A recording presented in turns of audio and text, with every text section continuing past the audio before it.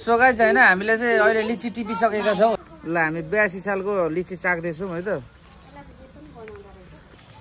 ल आज बिहानको ड्युटी हाम्रो चाहिँ लिची टिप्नेमा छ है त सबै झारिसक्यो लिची झरिसक्यो अब यहाँ टक्कै डालीमा यहाँ भर्दैछ हैन त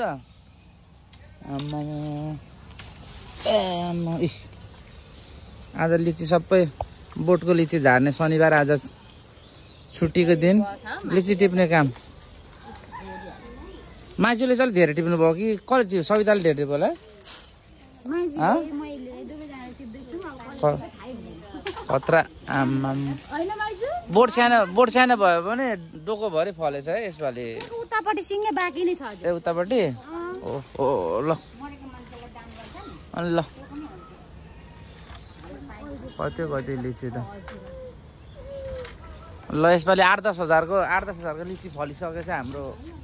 यहाँनिर चट्टै मामलामा अलिअलि बेच्नु पर्छ पैसा कमाउनु पर्छ नि बेच्दैन हामी खाने ल बोजू यहाँ हुनुहुन्छ मम्मी जन्तरी बढी पनि हुनुहुन्छ नि त ल हामी 82 सालको लिची चाख्दैछौँ है त सो यम्मी यहाँ हेर्नु न बा पुरै उ भएर जुसी बाबा दामी एउटा किरा पनि छैन है कस्तो दामी फेरि अर्को भन्नु ल वाह एउटा किरा छैन ल